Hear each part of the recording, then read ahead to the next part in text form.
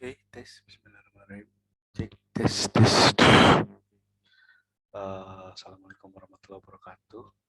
Oke, teman-teman semuanya, mungkin di sini untuk perkuliahan yang keempat ya, digantikan dengan asinkronus ya. Artinya asinkronus itu, jadi teman-teman nanti silahkan memutar video yang saya buat di sini. Nanti rekan-rekan silahkan kalau misalkan ada pertanyaan, boleh nanti di komen di Google Classroom ya di bawah video ini. Nah, jadi silakan untuk kehadirannya pun nanti untuk absensi dan sebagainya, teman-teman silakan diwajibkan untuk berdiskusi dan berkomentar di Google Classroom ya. Kalau misalkan nanti yang yang berkomentar nanti dituliskan ya, wajib dituliskan menit keberapa ya dan pertanyaannya apa ya. Terus nanti ditentukan juga namanya siapa gitu ya. Jadi untuk absensi sekali lagi saya ulangi, nanti teman-teman silakan simak video ini, terus nanti rekan-rekan silakan tulis komentarnya atau pertanyaannya di kolom komentar classroomnya ya, cantumkan nanti menit keberapa yang ditanyakan, setelah itu pertanyaannya apa dan dari siapa ya gitu ya. Nah, kalau misalkan dari rekan-rekan tidak ada yang ditanyakan, silakan wajib juga berkomentar apakah itu nanti membalas pertanyaan dari teman-teman yang belum paham dan sebagainya gitu ya. Nah, itu mungkin ya untuk absensi nanti saya lihat dari komentar teman-teman di Google Classroom ya, untuk memastikan juga teman-teman bisa memutar video ini sampai selesai karena nanti di akhir ada kuis ya yang nanti harus teman-teman kerjakan ya, dan kuisnya hanya bisa dilihat kalau misalkan teman-teman memutar video ini sampai selesai. Jadi untuk kuisnya saya tidak cantumkan soalnya di Google Classroom, tapi nanti teman-teman silakan simak sampai akhir. Untuk kuisnya nanti ada di slide yang terakhir ya. Oke, sebelumnya mungkin mohon maaf dilaksanakan secara sinkron seperti ini karena kebetulan besok saya ada agenda ke Garut ya. Takutnya besok saya masih dalam perjalanan pada saat waktu jadwalnya gitu ya. Jadi saya gantikan dengan asinkronus seperti itu ya. Tapi insya Allah tidak akan mengurangi makna dari pertemuan kita yang keempat ini ya. Tetap kalau ada pertanyaan silahkan ditanyakan gitu ya. Kalau ada yang belum dimengerti silahkan nanti bisa ditanyakan di kolom classroomnya ya. Nah, sekarang mungkin kita masuk ke pertemuan keempat ya untuk virtualisasi atau server atau data center ya. Teman-teman mungkin kemarin di pas penugasan atau kuis pertama itu sudah menginstal VirtualBox atau VMware ya, atau sejenisnya lah gitu ya, intinya virtual mesin ya. Nah, sekarang mungkin saya bahas dulu dari virtual mesinnya gitu ya. Kalau misalkan teman-teman yang sudah paham, mungkin ini sedikit review dan merefresh pengetahuan dari teman-teman semuanya.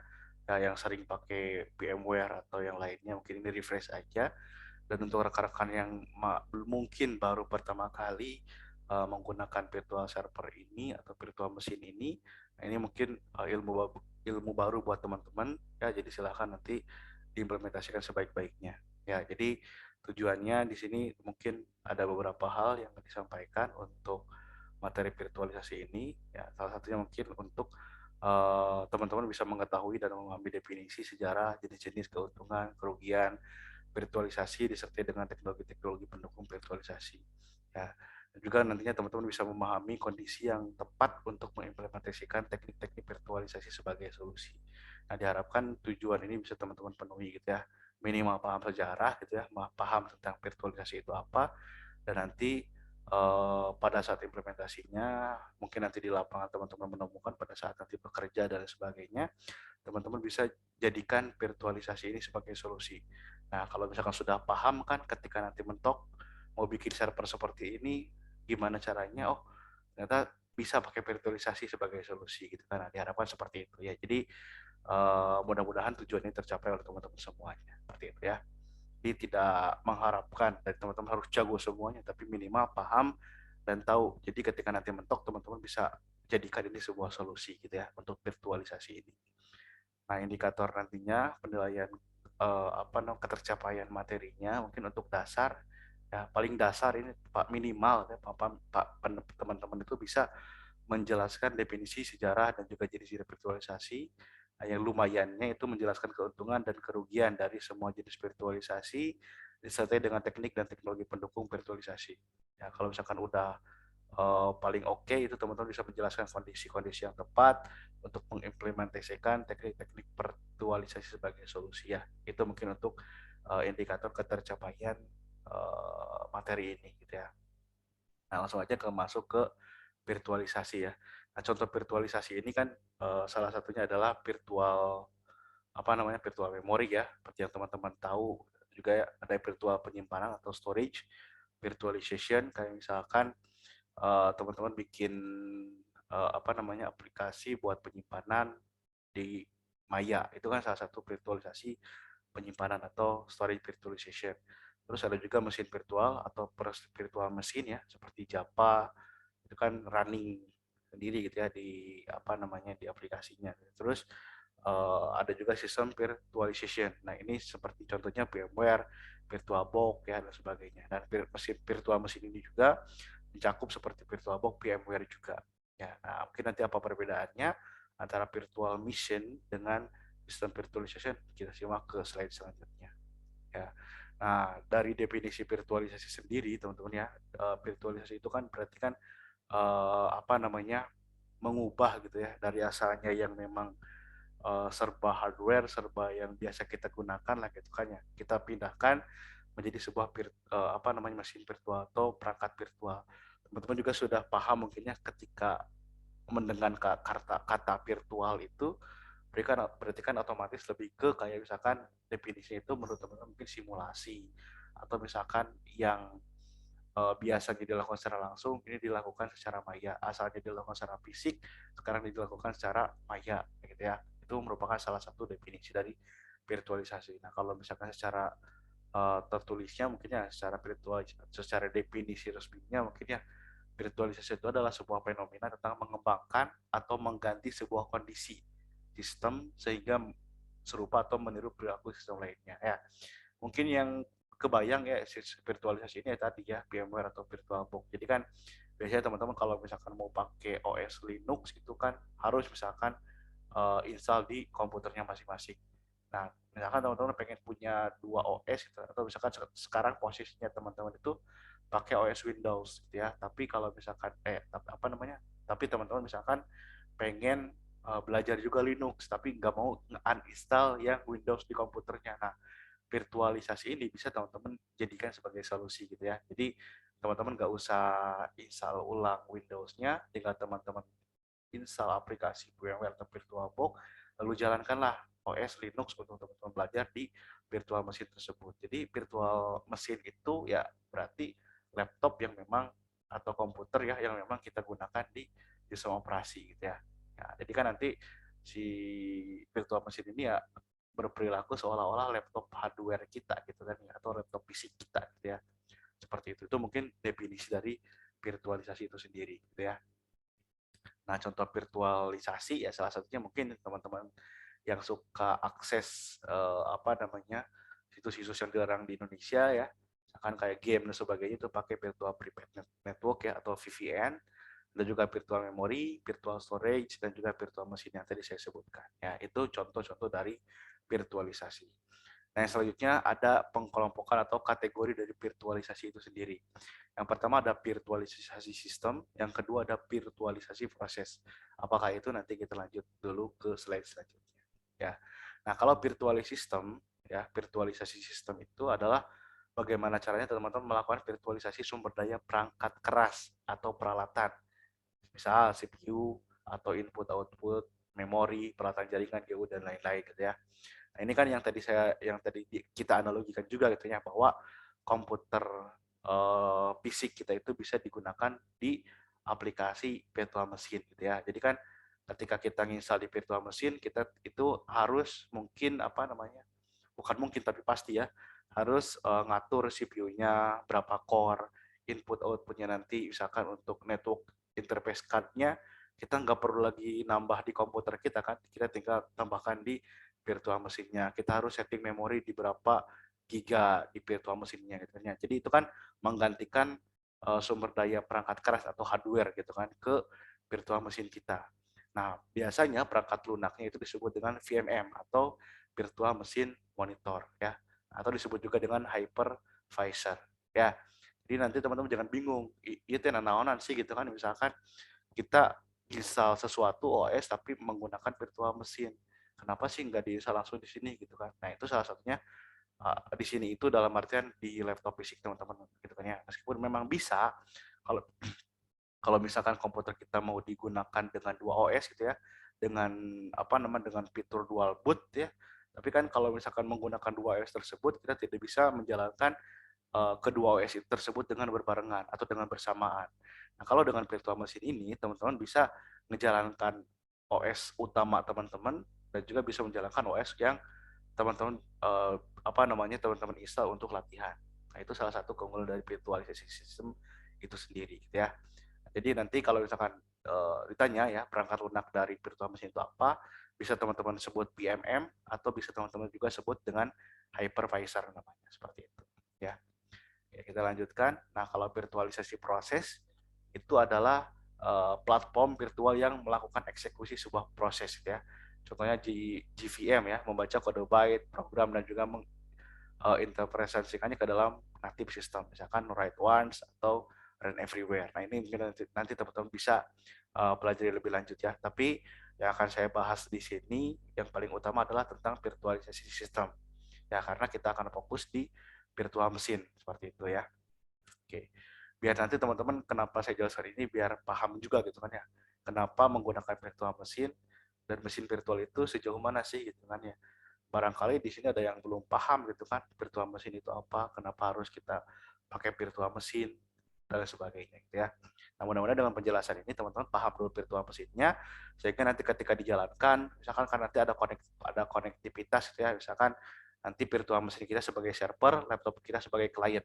Nah, kalau misalkan tidak paham dengan konsep ini, teman-teman nanti bingung ya, kenapa ini virtual mesin bisa dihubungkan dengan laptop kita. Nah, karena virtual mesin itu ya diibaratkan komputer fisik gitu kan ya. Jadi diibaratkan teman-teman menggunakan dua komputer. Itulah kenapa apa namanya saya jelaskan ini karena biar nanti teman-teman yang mungkin belum paham mesin virtual itu apa, jadi paham dan juga nanti ke depannya ketika nanti virtual mesin ini kita jadikan sebagai server, teman-teman bisa lebih terbuka gitu. Oh, ternyata virtual mesin ini ya berarti server kita, tapi kita jalankan secara virtual seperti itu ya.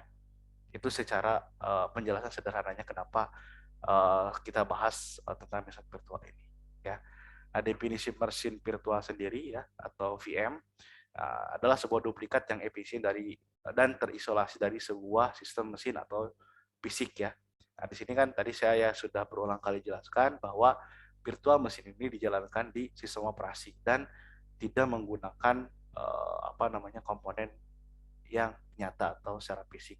Jadi harddisknya itu ya harddisk komputer fisik teman-teman nggak pakai lagi harddisk, nggak perlu nambah lagi harddisk, nggak perlu nambah lagi CPU dan lain-lain karena virtual mesin ini ya berarti virtual semuanya nggak ada yang fisik gitu ya seperti itu. Nah di sini ada starting point-nya untuk bisa physical mesinnya sendiri itu ya. Anda bisa bayangkan di sini bahwa virtual mesin itu terdiri dari CPU, memori, NIC, disk, ya terus nanti ada operating system atau sistem operasi kita baru ke aplikasi. Ya jadi physical hardware, software-nya itu nanti dijalankan secara virtual. Ya jadi nanti teman-teman tadi nggak perlu nambah lagi hardware, gitu ya, software-nya juga tinggal install di virtual mesinnya. Ya, nah apa namanya untuk level abstraction-nya sendiri, gitu ya. Nah, di sini misalkan ada virtualisasi layer ya. Terus nanti teman-teman ini misalkan ya ini adalah komputer fisik teman-teman secara utuh gitu ya. Nah, teman-teman nanti install VirtualBox. Nah, ini yang dinamakan virtualization layer ya. Jadi komputer teman-teman itu sudah dilengkapi dengan CPU, memori, NIC, disk, sistem operasi. Nah, teman-teman install VMware atau VirtualBox di sini.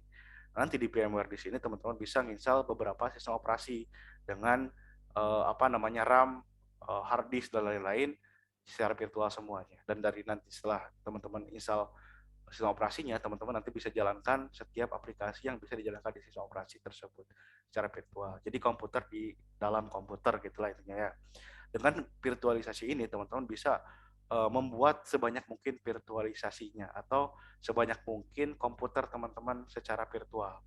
Nah, syaratnya asal apa namanya spesifikasi dari komputer teman-teman sendiri itu harus kuat juga ya, dari sisi spesifikasinya harus rada gahar ya, karena kalau misalkan spesifikasinya yang kurang, menggunakan banyak virtualisasi OS ya, atau virtualisasi sistem ini, virtualisasi mesin ini akan mempengaruhi kinerja dari komputer teman-teman juga. Jadi apa namanya, kalau misalkan yang emang gede spesifikasinya bisa menjalankan atau bisa membuat beberapa virtual mesin. Kalau misalkan yang apa nama standar gitu ya, ya udah cukup aja pakai satu virtual mesin gitu ya. Kalau misalkan nanti mau ganti ya tinggal di hapus dulu yang satu, nanti install lagi yang baru gitu ya. Itu untuk virtual mesin. Jadi jangan sampai nanti teman-teman ayo bikin gitu ya virtual mesin sebanyak-banyak tapi tidak apa namanya tidak tidak melihat gitu ya spesifikasi dari komputer, ya nantinya kan akan berpengaruh ke kinerja komputer teman-teman gitu ya, karena meskipun virtual tetap dia akan apa namanya memakan memori juga ketika dijalankan, memakan penyimpanan juga ketika dijalankan. Jadi diusahakan kalau misalkan emang laptopnya nanti atau komputer teman-teman nanti spesifikasinya tidak terlalu tinggi, ya jangan banyak-banyak diinstal untuk virtual mesinnya, ya satu aja cukup gitu ya. Nah, biar nanti tidak mempengaruhi kinerja teman-teman juga ya. Barangkali nanti setelah install satu aja udah lambat, apalagi install dua gitu ya. Nah, ini salah satu keunggulan juga VMware atau VM VirtualBox atau virtual machine itu terisolasi. Artinya terisolasi ketika nanti laptop teman-teman terkena virus gitu ya. Nah, si OS yang di dalam virtual machine ini nggak akan terkena virus. Ya, karena beda dan juga terisolasi. Ya ibaratkan aja kayak dual boot gitu ya, kalau misalkan yang Windows kena virus, yang Linux mah enggak gitu kan, karena tidak dalam satu kesatuan. Nah, yang ini juga sama, ketika kita menggunakan virtual machine, ya virtual machine-nya terisolasi dengan OS kita. Jadi kalau OS kita kena virus, ya virtual machine kita dalamnya itu OS dari virtual machine kita nggak akan terkena virus seperti itu ya, karena VM ini bersifat isolation atau terpisah dengan OS yang kita gunakan di komputer kita, komputer PC kita gitu ya. Nah, PM juga bisa encapsulation, yang artinya ya berarti PM ini bisa transfer juga ke komputer PC kita. Komputer PC kita juga bisa transfer file ke VM kita atau virtual machine kita. Jadi nanti kita bisa saling bertukar file dengan komputer kita sendiri. Ya, kenapa tadi saya jelaskan ya di awal, untuk virtual machine ini bisa digunakan sebagai server dan juga untuk laptop kita bisa digunakan sebagai kliennya. Dan bisa saling berkomunikasi, bisa saling bertukar informasi, bisa saling bertukar data dan lain-lain. Seperti itu ya. Oke, nah ini PM compatibility-nya ya. Jadi teman-teman di sini juga si PM itu sendiri banyak sekali apa namanya ya menyerupai komputer PC kita aja gitu kan ya. Ada serial komunikasinya, ada para portnya, ada untuk keyboardnya, ada DVD, floppy, USB dan lain-lain ya. Jadi lengkap gitu ya untuk virtual machine itu sendiri seperti layaknya komputer PC kita. Seperti itu ya. Nah, untuk istilah-istilah dari virtual machine itu sendiri, yang pertama teman-teman ada yang namanya tadi ya sebutkan ya, ada hypervisor, yaitu perangkat lunak yang melakukan virtualisasi sistem dan monitoring sumber daya komputasi. Ya, jadi ketika teman-teman install VirtualBox gitu ya, terus jalankan seperti itu, berarti disebutnya hypervisor. Ada juga yang disebut dengan host. Host itu adalah sebuah komputer fisik ya, yang dipasangkan software virtualisasi atau hypervisor. Nah, tadi ketika misalkan kita gunakan si hypervisor ini sebagai server, kita sambungkan dengan komputer PC kita. Nah, komputer PC kita itu apa namanya bisa disebut dengan host gitu ya, atau komputer yang terhubung ke hypervisor kita. Ya, meskipun secara apa namanya definitif gitu ya, untuk klien server sendiri ya bisa jadi komputer PC kita nanti sebagai server atau komputer mesin kita sebagai server. Itu gimana teman-teman nanti mengoperasikannya gitu ya. Nah, yang selanjutnya ada istilah GUES ya. Ini adalah sistem virtual yang berjalan di atas sistem virtualisasi. Jadi nanti teman-teman kalau misalkan misalnya VM gitu ya di sistem virtualisasi teman-teman, itu disebutnya dengan Quest seperti itu ya. Nah, yang selanjutnya ada juga yang disebut dengan emulasi. Nah, kalau emulasi ini adalah sebuah teknik konversi dari perintah atau instruksi melalui perangkat lunak. Ya, emulasi ini biasanya berbasis software ya yang melakukan emulasi, contohnya misalkan DOSBox, BOS, Kemu, dan lain-lain. Kalau nggak salah yang pernah pakai Kemu itu Asep ya. Nah, Asep nanti bisa bantu jelaskan ke teman-teman tentang Kemu di komentar ya. Nah, silakan saya petugas untuk Asep pribadi gitu ya. Nah, selanjutnya tentang sejarah. Sejarah ini mungkin bisa dibahas aja sama teman-teman, bisa dibaca-baca juga ya, lengkapnya mungkin ya untuk sejarah umumnya. Nah, kalau sejarah sendiri sih kalau PMM sendiri sekitar 1960-an ya, 1960-an ya. Jadi dia dulu itu digunakan untuk multiplexing mainframe.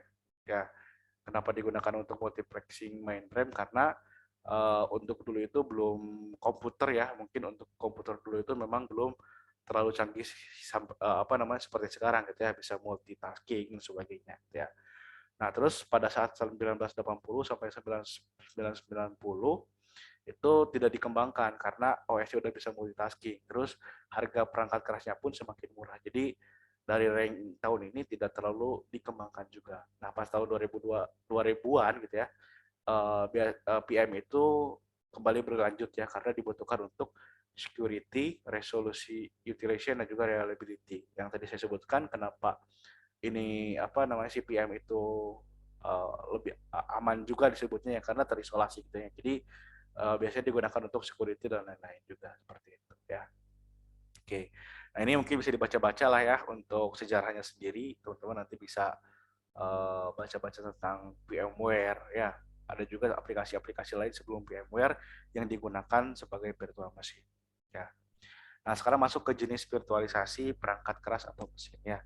Nah, jenis virtualisasi mesin sendiri itu ada yang namanya partial virtualization, ada full virtualization, dan juga ada para virtualization. Bedanya apa? Kalau partial virtualization, jadi itu merupakan teknik virtualisasi ya atau simulasi perangkat keras di mana tidak semua bagian dari perangkat keras tersebut divirtualkan. Ya, sehingga diperlukan modifikasi sebagian pada sistem operasi atau perangkat lunak biasanya ya. Nah, ini contohnya, mungkin teman-teman belum pernah dengar, silakan boleh di search saja untuk IBM M4444X ini. Jadi kalau untuk partial virtualization ini ya semi gitu jadinya ya, semi virtualisasi gitu. Jadi tetap divirtualisasikan tapi tidak semuanya gitu. Jadi masih membutuhkan apa namanya perangkat keras yang apa namanya membutuhkan perangkat keras yang digunakan juga. Jadi misalkan nanti misalkan untuk harddisknya misalkan virtual tapi RAM-nya nggak bisa digunakan secara virtual harus RAM asli. Itu disebut dengan partial virtualization. Jadi apa namanya tidak semuanya ya, tidak semuanya full virtualisasi seperti itu. Ya, jadi ada beberapa perangkat yang memang harus digunakan juga atau harus ada ya fisiknya atau nyatanya. Itu partial virtualization.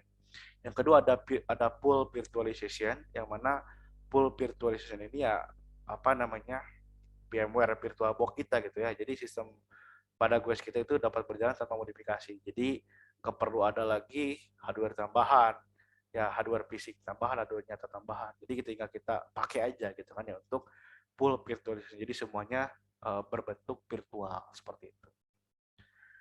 Nah, di sini semua gue sudah mendapatkan sebuah virtual hardware dan juga semua virtual hardware dikelola oleh hypervisor. Nah, hypervisor ini berarti kita gitu ya, sebagai pengguna dari virtualisasi itu sendiri.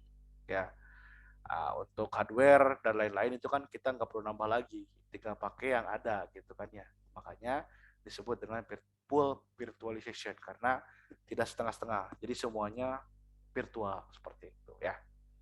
Oke, ada juga yang namanya para virtualization. Nah, kalau para virtualization ini hanya apa namanya mengeksekusi permintaan dari OS sehingga meniru perilaku kerja sebuah sistem perangkat keras yang berbeda. Di sini misalnya Xen ya, teman-teman silakan bisa cek juga tentang Xen. Nah, untuk para virtualization ini tidak dilakukan simulasi lengkap, melainkan permintaan GUES hanya dilayani melalui API. Ya, nah di sini biasanya untuk para virtualization ini digunakan untuk ya kalau misalkan kita untuk backup ya backup. Jadi nanti misalkan kita jalankan virtual mesinnya, kita juga sambil apa namanya bikin sesuatu dan sebagainya. Jadi dia itu mengcopy apa yang kita lakukan di komputer fisik. Nah, itu para virtualization. Ya, kalau misalkan tadi yang partial itu hanya sebagian, kalau full berarti full simulasi, kalau para virtualization ini lebih ke mirror jadinya ya. Jadi mirroring. Jadi OS kita digunakan secara nyata, tapi para virtualization juga apa namanya, meniru apa yang OS kita lakukan. Ya, biasanya untuk backup digunakannya seperti itu ya.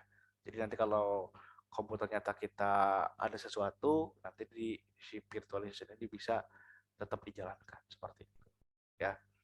Nah, ini istilah-istilah dari para virtualization ya, ada yang namanya Domo ya, ada Domu dan lain-lain. Itu silakan bisa dipelajari oleh teman-teman ya. Karena mungkin kita fokusnya di full virtualization saja seperti itu ya. Nah, ini untuk ilustrasinya, untuk full virtualization itu jadi direct execution ya. Jadi di sini untuk core operating system, hardware abstraction layer, virtual machine monitor, physical hardware. Jadi si hardware abstraction layer yang ada di virtual machine monitor itu bisa langsung berhubungan dengan physical hardware ya. Jadi teman-teman nanti kalau misalkan mau menghubungkan virtual machine dengan physical hardware itu bisa seperti itu ya. Yang kedua ada para virtualization, ini lebih ke hanya melanjutkan seperti kan tadi ya, mirroring saja seperti itu. Itu mungkin untuk ilustrasinya ya. Nah, perangkat lunak atau virtualisasi atau hypervisor atau jenis atau segmen perangkat lunak ya, pada segmen ini ya, desktop atau workstation-nya misalkan VMware, para desktop, SanDesktop atau yang lainnya seperti VirtualBox dan lain-lainnya.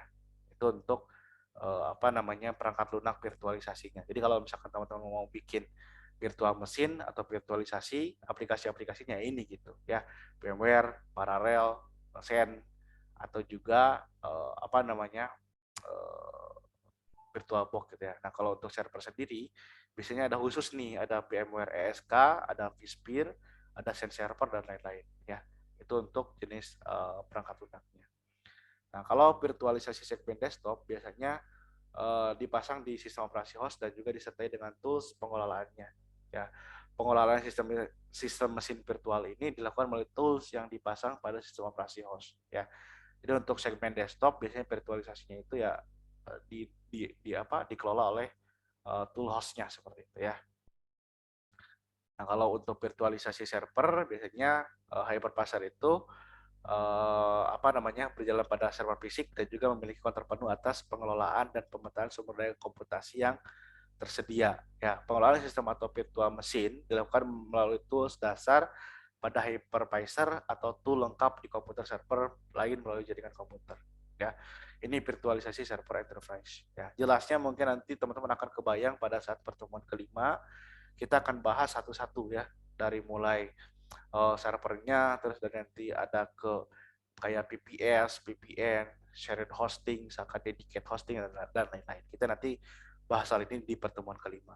Ya. Nah, kelebihan dan kekurangannya kenapa kita lakukan virtualisasi?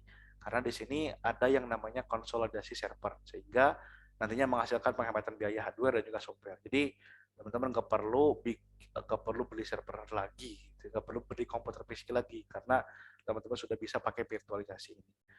Misalkan ada yang nanya, Kang, misalkan virtualisasi ini bisa digunakan sebagai server yang bisa diakses oleh jaringan luar tidak, ya bisa aja, ya bisa. Jadi teman-teman juga nanti bisa gunakan misalkan OS di VirtualBox itu bisa diakses oleh jaringan dari luar, bukan hanya dari komputer lokal kita saja, seperti itu ya. Nah, yang lainnya yang tadi sudah dijelaskan juga ya, ada pengurangan kompleksitas, isolasi, keseragaman platform, legasi support, probabilitas, juga pengelolaan beban kerja server yang lebih efektif, ya, infrastruktur pengujian yang lebih baik, dan juga pembangunan dan instalasi yang lebih cepat. Itu kenapa kita harus lakukan virtualisasi. Karena hal ini bisa mendukung dan juga memudahkan kita sebagai hypervisor atau administrator server seperti itu ya.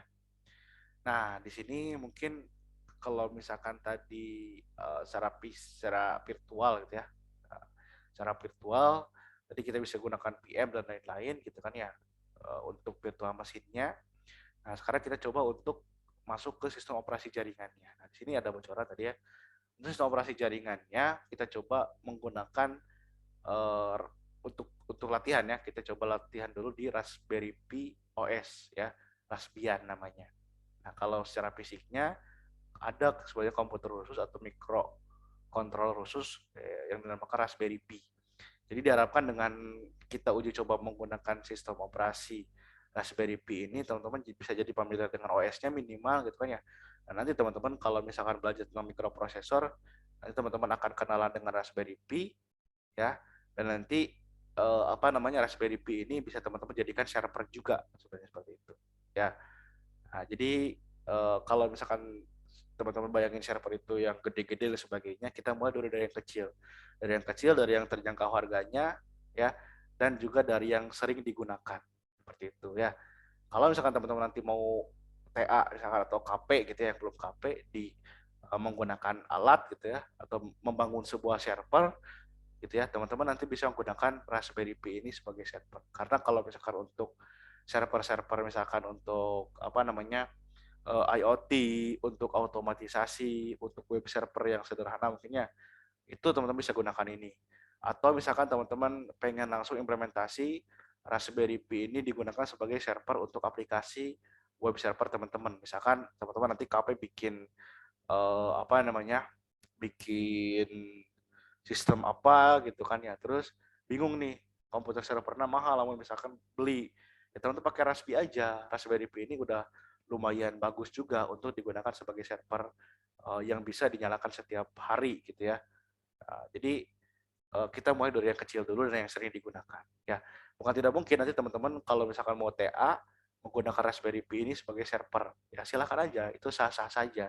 Dan juga belum banyak penelitian yang menggunakan Raspberry Pi sebagai server ya. Nah ini yang kemarin mungkin yang bertanya-tanya kenapa apa bukan yang kenapa ya, tapi yang bertanya-tanya mungkin gimana sih caranya atau kira-kira tema apa yang bisa diangkat kalau misalnya kita mau angkat TA di jaringan komputer atau di jaringan lah istilahnya ya. Nah, di server dan lain-lain kan jaringan itu termasuk server juga gitu ya.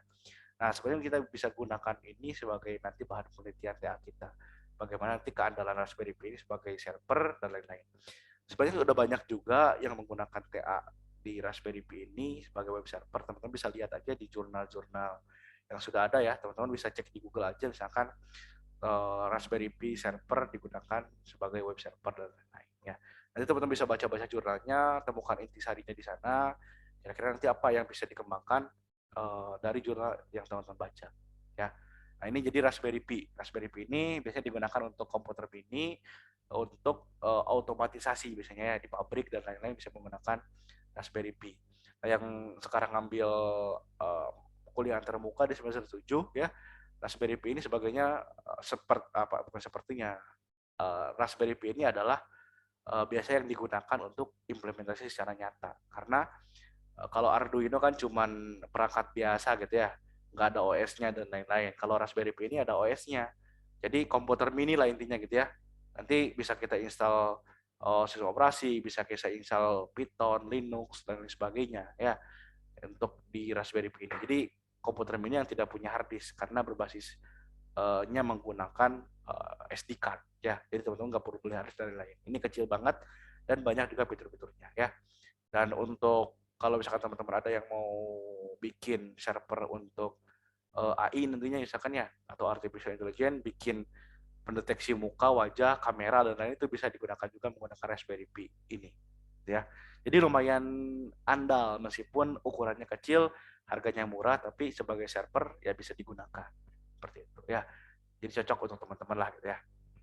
Nah, kenapa saya ambil Raspberry Pi ini? Coba teman-teman mungkin nanti termotivasi kalau misalkan mau mengambil TA bisa menggunakan Raspberry Pi ini juga ya. Jadi Raspberry Pi ini adalah komputer seukuran kartu kredit teman-teman, jadi kecil banget ya, segede gini lah intinya ya.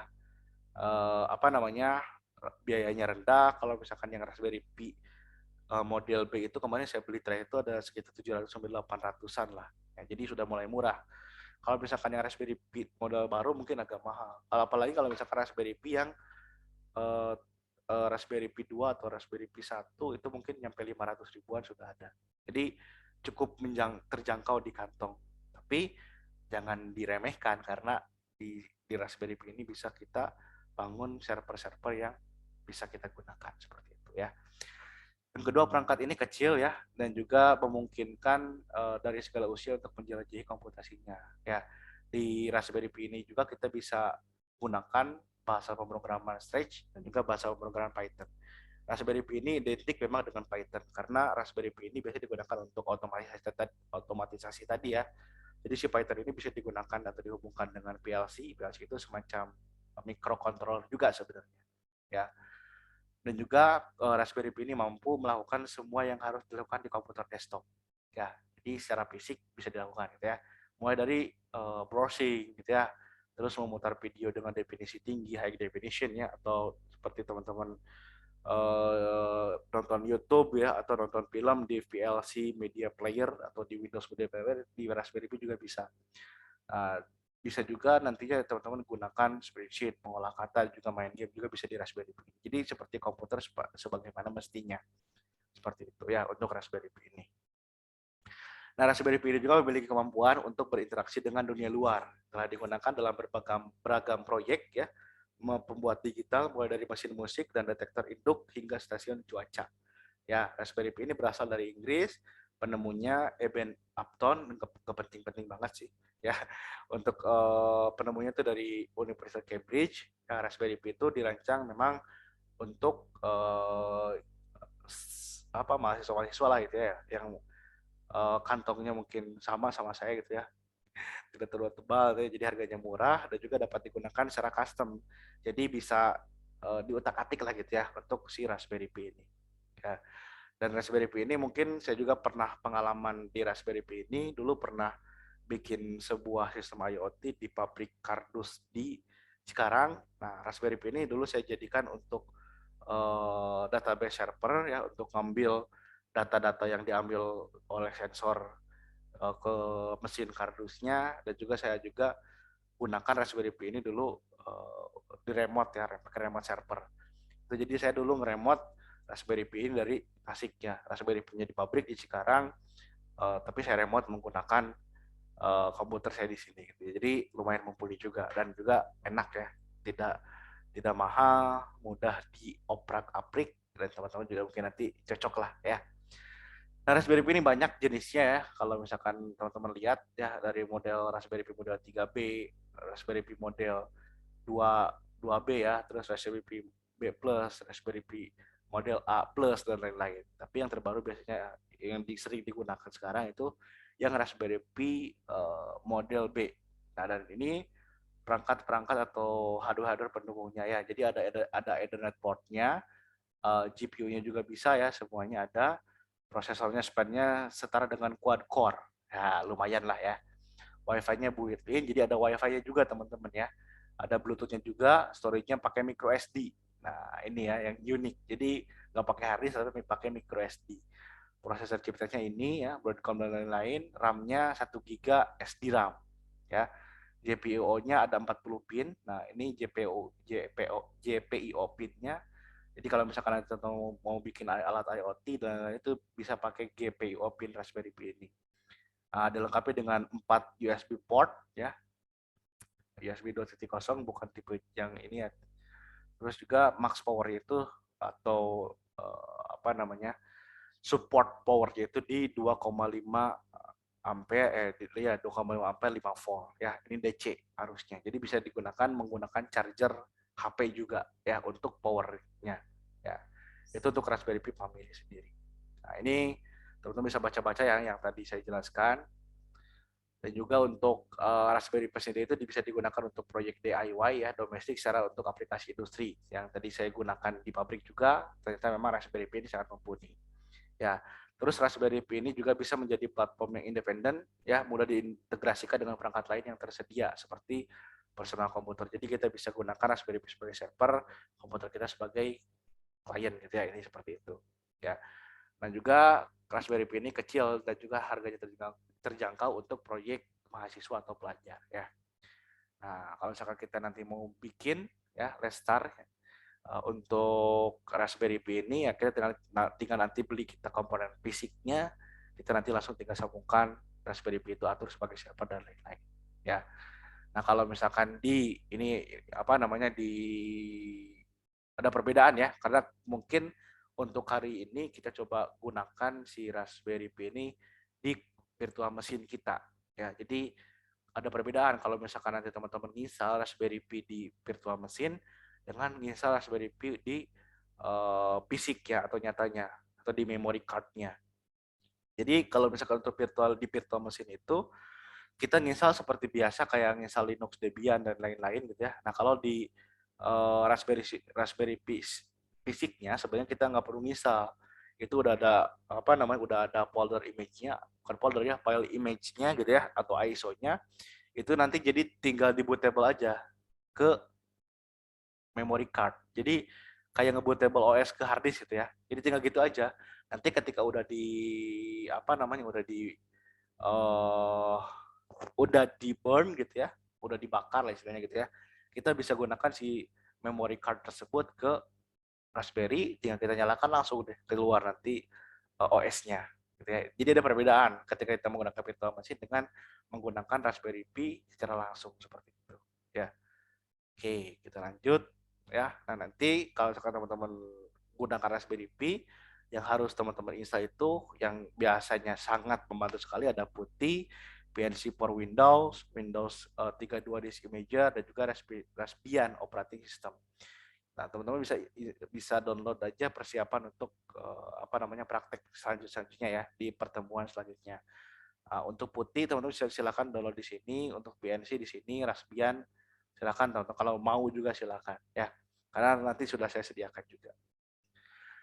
Nah, biasanya untuk Raspberry Pi sendiri punya login dan juga password itu default ya. Defaultnya itu Pi Raspberry Pi itu aja. Ya.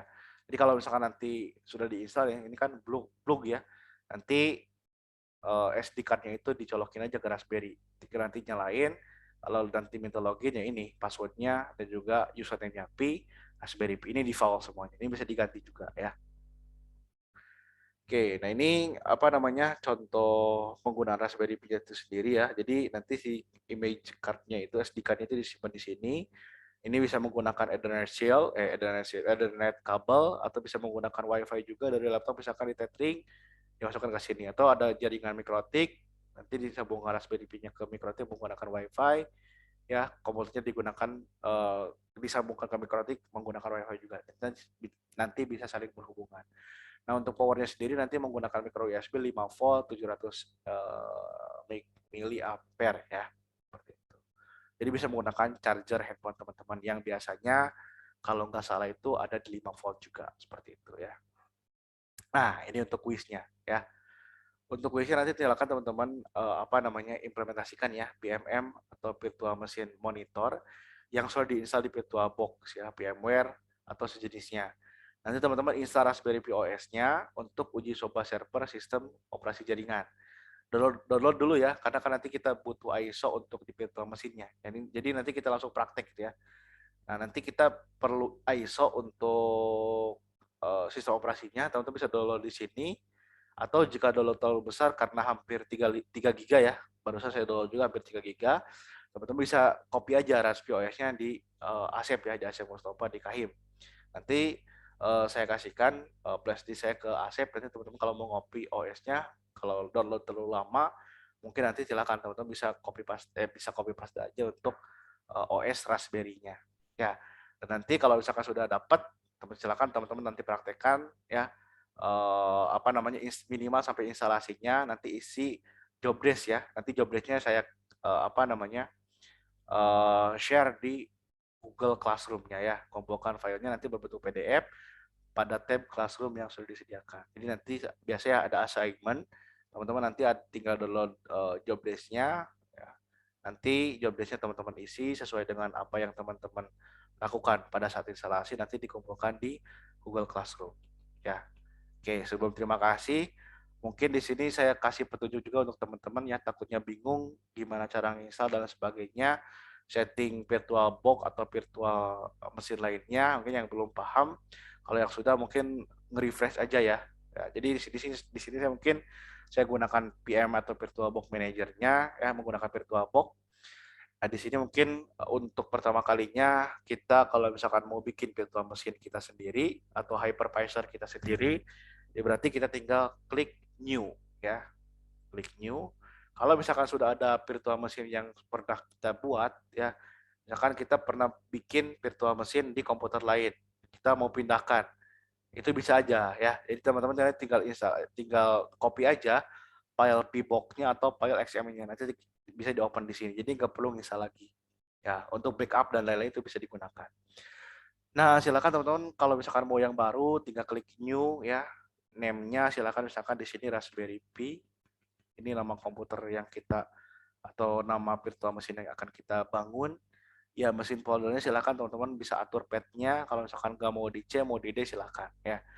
Nah, type OS-nya teman-teman pilih Linux ya, karena si Raspbian ini apa namanya, dari namanya udah ketahuan ya, Raspbian. Raspbian itu berarti Raspberry Debian. Ya, jadi basicnya emang Linux ya, Linux Debian. Dan juga versinya itu berarti dari Debian itu sendiri. Di sini saya pilih yang Debian 64 bit.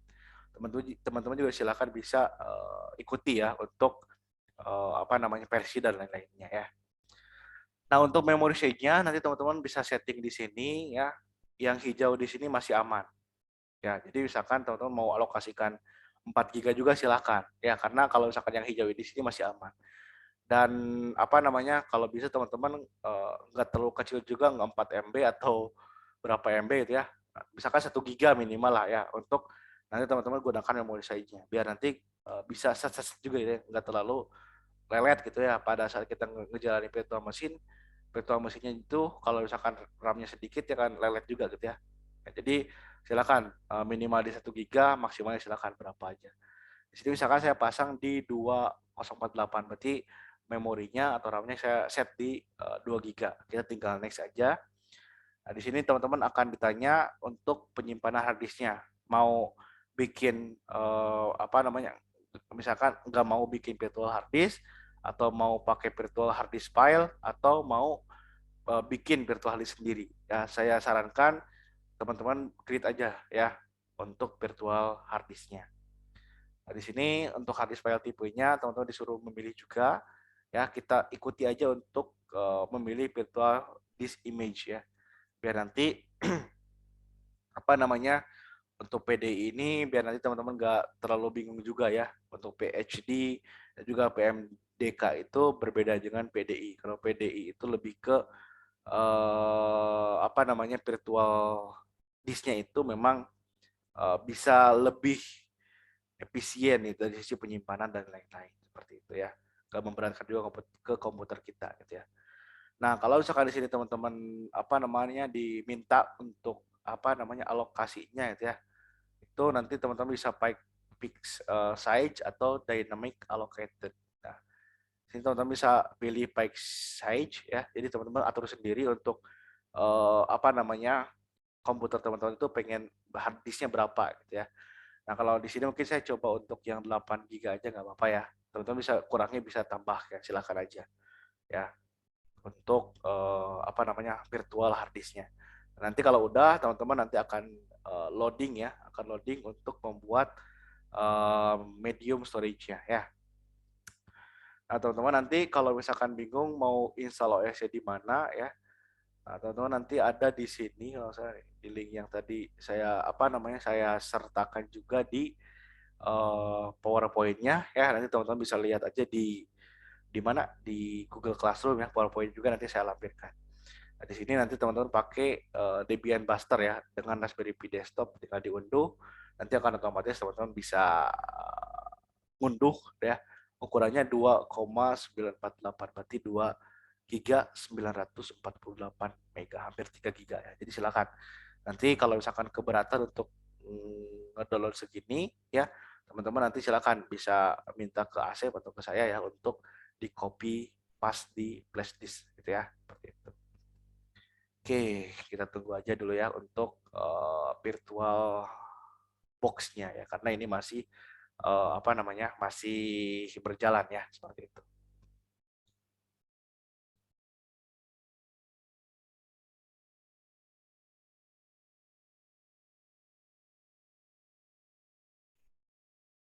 Nah, nanti kalau sudah apa namanya sudah beres ya untuk loadingnya ya teman-teman, nanti teman-teman bisa masuk ke setting ya. teman-teman bisa cek di sini juga sebelum nanti kita masuk ke instalasi. Nah, di sini ada di sistem ya, ada motherboardnya, ada processor acceleration. Nah, kalau misalkan mau lebih cepat, sebenarnya bisa teman-teman gunakan di dua CPU atau sebagainya. Tapi kalau misalkan mentok gitu ya, saya sarankan ya udah pakai satu CPU aja. Karena kalau merah ini udah nggak bisa berarti ya, udah minimum banget gitu ya. Jadi kalau misalkan kita mau pakai 4 CPU, ya komputer teman-teman siap-siap aja nge-lag gitu ya. Jadi kita gunakan aja satu CPU ya. Kalau misalkan mau cepet ya bisa kita gunakan 2 atau 3 CPU kalau misalkan laptop dari teman-teman mendukung ya. Selanjutnya teman-teman bisa klik di storage ya yang paling utama. Nanti teman-teman di sini tinggal diklik ya untuk memasukkan ISO dari CD-nya gitu ya, atau dari OS-nya gitu ya. Nanti ISO-nya, jadi ISO ini dibaratkan teman-teman sistem operasinya lah gitu ya. Kalau misalkan teman-teman biasa install di bootable, berarti flash disk-nya kita colokin ke sini gitu ya. Jadi kalau kalau di komputer fisik kita tinggal nyolokin flash disk, kalau di sini kita harus setting di sini untuk nyolokin flash disk-nya gitu, intinya seperti itu ya analoginya. Nah, di sini teman-teman bisa choose this file untuk memilih nanti apa namanya file ISO-nya. Nah, di sini nanti hasilnya itu akan berbentuk zip kayak gini, tapi otomatis nanti dibacanya sebagai ISO oleh si VirtualBox ini ya. Nah, di sini kalau misalkan sudah berhasil untuk menambahkannya, akan berubah dari tadi kan empty ya, sekarang jadi ada tulisannya 2021 Raspberry OS Buster. Ya, kalau sudah seperti ini teman-teman tinggal oke, save settingnya, nanti tinggal teman-teman klik start. Nah, ini start ini diibaratkan teman-teman mencet tombol power pada komputer fisik teman-teman, kayak gitu ya. Nah, kita tinggal tunggu prosesnya nanti akan muncul ya komputer atau bootingnya seperti itu ya.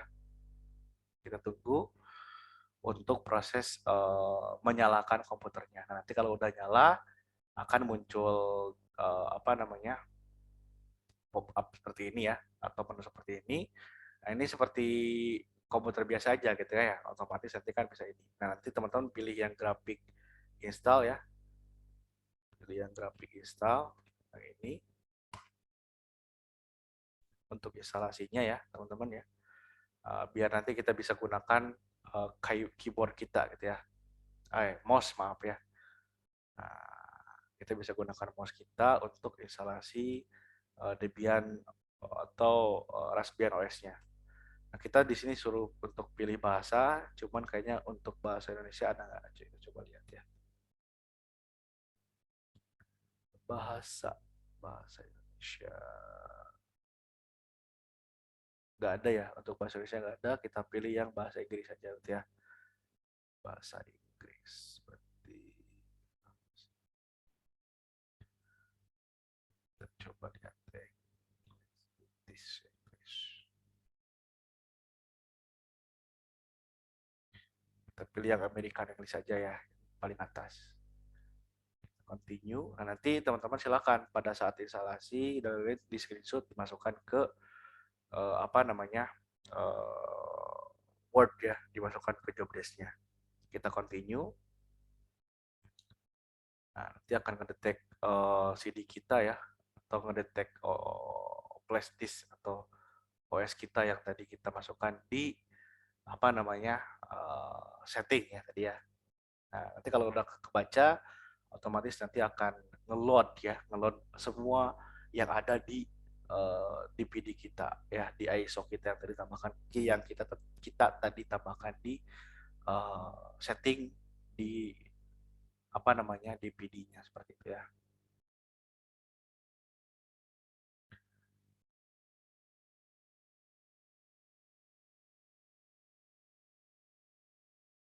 Nah, ini kalau kelamaan nanti pada saat proses kayak gini, teman-teman tinggal skip-skip aja ya, takutnya nanti kelamaan karena biar saya nggak ngedit-ngedit lagi ya. Jadi saya tampilkan seutuhnya, ada seadanya aja ya, gitu. Nggak saya edit lagi, nggak saya potong-potong gitu ya. Nanti kalau misalkan ada yang loading-loading kayak gini, teman-teman bisa skip-skip aja gitu ya. Tapi apa namanya, hati-hati jangan sampai ada yang kelewat juga langkah-langkahnya gitu ya. Kalau misalkan nanti ada yang kelewat, mungkin ada yang teman-teman nanti kebingungan dan lain-lainnya. Nah, di sini nanti teman-teman akan disuruh untuk milih partisi hard disk ya. partisi hard disk. Saya sarankan sih mending langsung aja yang pakai guide ya, jangan yang manual. Kalau yang manual kita nanti harus setting sendiri ya untuk swapnya berapa dan lain-lain. Kita pakai yang guide aja ya, karena aman juga biasanya untuk simulasi mah gitu ya. Oke, di sini tinggal kita continue. Nah, di sini tinggal kita continue lagi aja. Pakai yang all file in one partition. Jadi kita pakai satu partisi aja ya.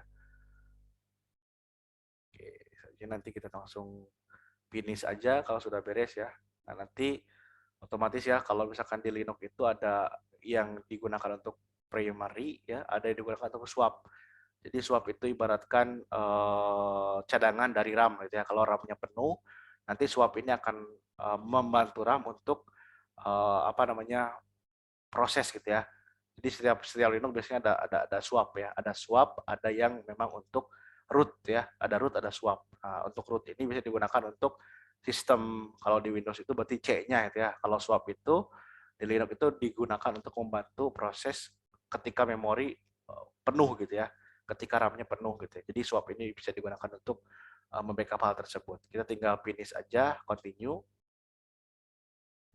Nah, kalau misalkan nanti teman-teman apa namanya diminta untuk memilih yes dan juga enggak, ya teman-teman tinggal klik yes aja ya, biar nanti langsung otomatis apa namanya teman-teman asalnya kan tadi hadisnya kosong gitu. Jadi apa namanya ini tuh hanya sekedar mengingatkan teman-teman sudah mempartisi ini dan teman-teman mau lanjut atau enggak ya. Ingat ya, karena ini virtual machine nggak akan mempengaruhi ke OS teman-teman sama sekali untuk partisi harddisknya seperti itu ya. Kita tinggal continue, nanti akan otomatis loading dan akan menuju ke step selanjutnya.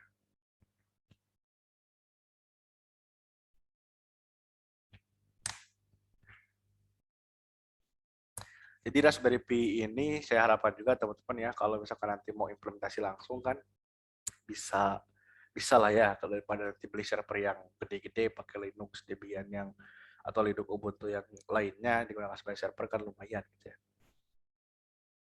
Nah ini pastinya lumayan lama. Saya coba untuk pause dulu ya.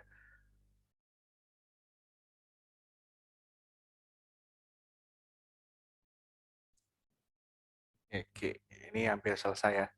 Di belakang saya pause dulu untuk videonya karena lumayan rada lama juga ya untuk pemasangan sistemnya gitu ya.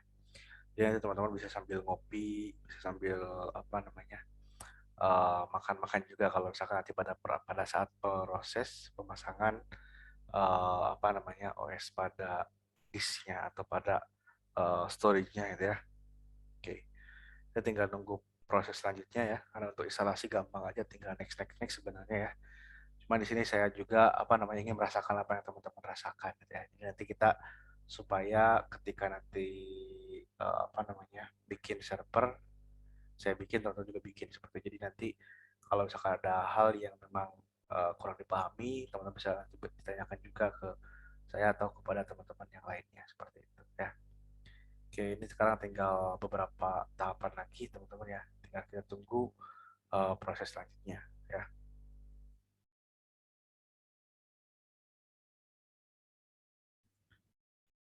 Nah, nanti teman-teman kalau misalkan sudah apa namanya sudah selesai ya untuk proses tadi loadingnya gitu ya, nanti akan disuruh milih juga untuk install grup bootloadernya ya. Nah, ini sebenarnya kalau misalkan teman-teman mau no mau yes nggak masalah sih, cuman nanti untuk tampilan di awal aja untuk grup bootloader ini. Jadi nanti mungkin teman-teman juga kalau misalkan nanti agak lama ya kayak tadi di pemasangan sistem data tadi itu bisa disebabkan oleh yang pertama dari sisi spesifikasi komputer teman-teman sendiri, yang kedua dari sisi alokasi gitu ya, dari sisi alokasi RAM atau hard disk yang teman-teman alokasikan untuk virtual machine ini seperti itu ya. Nah, kalau untuk ini untuk grup silahkan teman-teman bisa milih ya atau tidak. Kalau saya di sini pilih yes aja, kita tinggal continue. Nah, di sini kita pilih yang hard disk aja ya. Jadi nanti kita save grup loadernya itu di VirtualBox hard disknya. Kita tinggal continue. Nanti akan install lagi grup bootloadernya.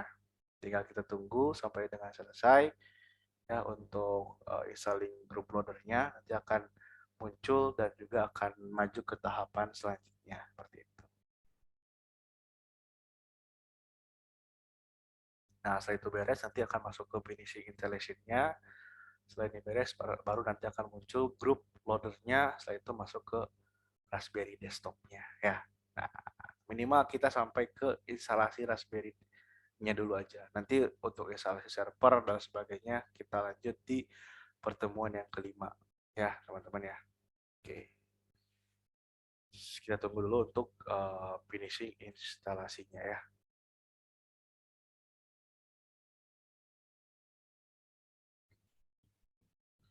Nah, nanti kalau udah selesai untuk proses finishingnya nanti akan masuk ke installation complete. Berarti di sini kita sudah selesai untuk menginstal Raspberry Pi ya atau Raspberry servernya ya atau Raspberry OS servernya.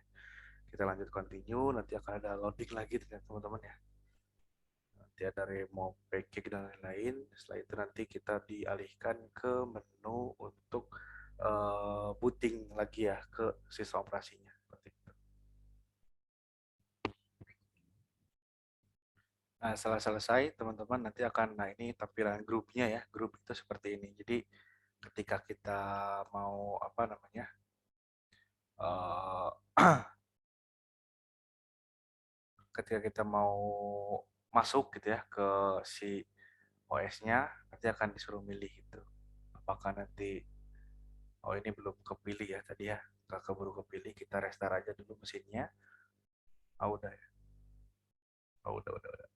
Sorry. Jadi udah apa namanya kepilih di yang Linux yang paling atas ya. Nanti akan otomatis muncul desktop untuk si Raspberry Pi desktopnya ya. Seperti biasa akan loading dulu ya. Nanti teman-teman tinggal ikuti saja sampai nanti muncul tampilan desktopnya ya. Oke.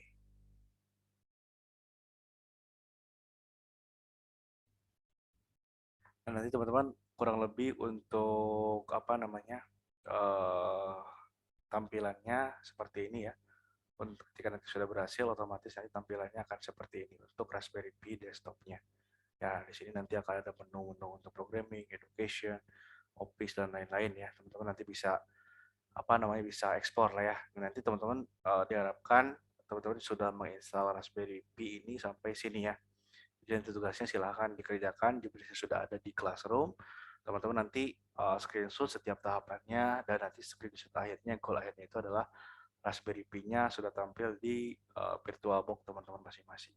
Ya, nah itu saja mungkin teman-teman yang bisa saya sampaikan untuk perkuliahan pertemuan keempat ini. Mudah-mudahan tidak mengurangi uh, apa namanya makna ya dari kuliah keempat ini meskipun dilaksanakan secara asinkronus ya. Tetap semangat, itu saja yang bisa saya sampaikan. Terima kasih. Assalamualaikum warahmatullahi wabarakatuh.